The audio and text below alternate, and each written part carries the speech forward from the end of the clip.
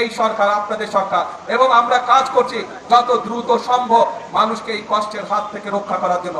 আমরা আশা করছি সবকিছু ঠিকঠাক থাকলে আল্লাহর রহমতে, সবকিছু ঠিকঠাক থাকলে আল্লাহর রহমত থাকলে দ্রুতই আমরা এই অবস্থা থেকে মানুষকে বের করে নিয়ে আসতে পারবো, যাতে করে মানুষ কিছুটা হলেও স্বস্তি লাভ করতে পারে।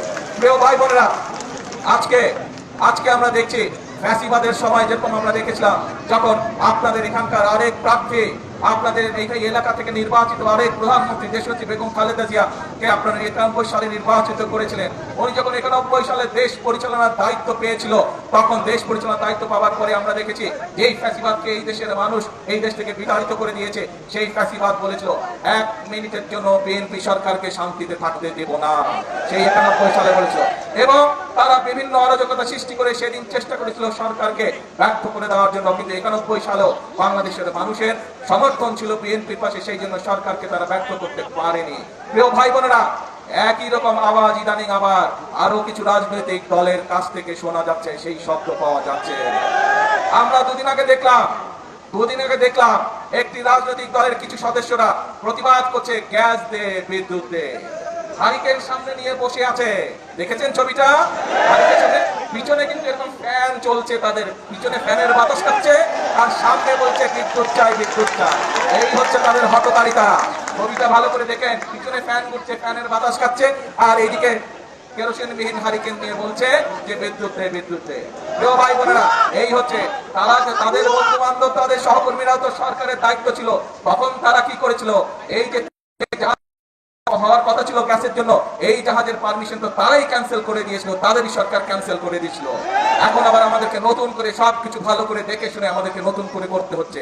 ইনশাআল্লাহ আমরা আশা করি এই তৃতীয় জাহাজটি চলে আসলে গ্যাসের সমস্যার সমাধান অনেকাংশে কমে যাবে। তবে এর জন্য অবশ্যই আমাদেরকে ধৈর্য ধারণ করতে হবে, দেশবাসীকে ধৈর্য ধারণ করতে হবে, কারণ এই জাহাজগুলো বানাতে যথেষ্ট সময় প্রয়োজন হয়, এবং যে কোনো জায়গায় এই জাহাজগুলো বানায় না, পৃথিবীর নির্দিষ্ট কয়েকটি দেশে এই জাহাজগুলো তৈরি করে, অনেক দামি জাহাজ এগুলো। আমরা চেষ্টা করছি, আমরা কথা বলেছি, আমরা চাইনিজদের সাথে কথা বলেছি, তারা দ্রুততার সাথে চেষ্টা করছে এই জাহাজ তৈরি করে নিয়ে আসতে পারে বাংলাদেশে।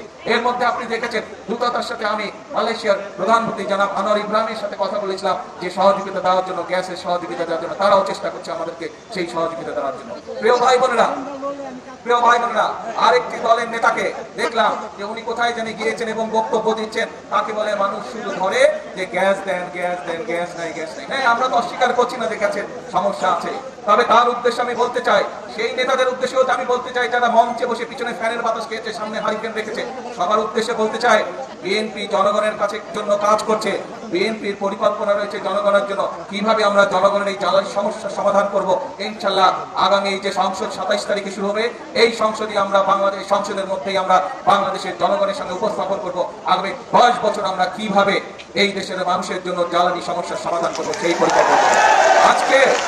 আজকে এই সকল রাজনৈতিক দলকে পরিষ্কারভাবে আমি বলতে চাই, আপনারা যদি মনে করেন অতই জনগণের প্রতি আপনাদের দায়িত্ব আছে, তাহলে আপনাদের পরিকল্পনা নিয়ে আসুন জনগণের সামনে। আপনাদের পরিকল্পনা যদি আগামী 3 মাসের মধ্যে সমস্যার সমাধান করে দিতে পারে, তাহলে আমি আপনাদের পরিকল্পনায় গ্রহণ করব। তাদের প্রতি আমি চ্যালেঞ্জ ছড়ে দিলাম, যেই বিদ্যুতের সমস্যা রয়েছে, যেই গ্যাসের সমস্যা রয়েছে, সেইটি সমাধানের জন্য তারা যদি সরকার থেকে ভালো কোনো পরিকল্পনা নিয়ে আসতে পারে, যে পরিকল্পনা আগামী 3 মাসের মধ্যে, বাদ দেন 3 মাস, আরো 3 মাস আমি তাদেরকে দিলাম, যদি 6 মাসের মধ্যে তারা সমস্যার সমাধান করতে পারে, তাহলে তাদের প্রত্যেকটি পরিকল্পনা আমরা বাস্তবায়ন করব। আর যদি তারা শুধুমাত্র জনগণকে বিভ্রান্ত করার জন্য, দেশকে বিভ্রান্ত করার জন্য এইসব কথা তারা বলে থাকে, তাহলে অবশ্যই তাদেরকে জনগণের কাছে ক্ষমা চাইতে হবে। কারণ একজন রাজনীতিবিদ হিসাবে শুধু জনগণকে বিভ্রান্ত করা তার দায়িত্ব বা কাজ নয়, বরং একজন রাজনীতিবিদ হিসাবে জনগণকে ধৈর্য শেখানো এবং সঠিক পথ দেখানোই হচ্ছে একজন রাজনীতিবিদের কাজ।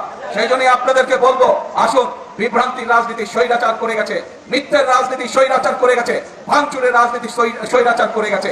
আপনারা জনগণের সামনে প্রতিজ্ঞা করেছেন যে জনগণের জন্য কাজ করবেন, আপনারা জনগণের সামনে প্রতিজ্ঞা করেছেন যে আপনারা দেশ গঠনের জন্য কাজ করবেন। কাজেই সেই সব বিভ্রান্ত রাজনীতি বাদ দেন, সেই সব হঠকারিতার রাজনীতি বাদ দেন, আসেন জনগণের জন্য কি করতে পারবেন, কি পরামর্শ আপনাদের খোলের মধ্যে আছে সেটি জনগণের সামনে তুলে ধরেন, কি পরিকল্পনা আপনাদের মাথার মধ্যে আছে যা জনগণের উপকার করবে, যা দেশের মানুষের উপকার করবে, সেটি জনগণের সামনে উপস্থাপন করেন।